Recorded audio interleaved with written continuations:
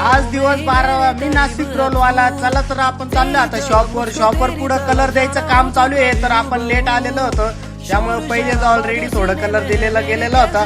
तर पहिली शॉप असं होतं हे बघा, पूर्ण भिंतीला खड्डे होते आणि पूर्ण म्हणजे असं गाळा पूर्ण एवढा काही क्लिअर नव्हता. त्यानंतर आपण कलर द्यायला सुरुवात केलेली होती.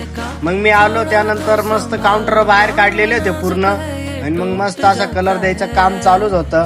हे बघा पूर्ण कलर द्यायचं काम चालू आहे. सर्व खड्डे वगैरे बुजायचं काम चालू आहे. जे बारीक बारीक डॉट होते ना ते बघा पूर्ण असं कलर द्यायचं काम चालू आहे. तर मी आलेलो होतो लेट त्यामुळे पहिलेच ऑलरेडी कलर देऊन दिलेला होता त्यांनी.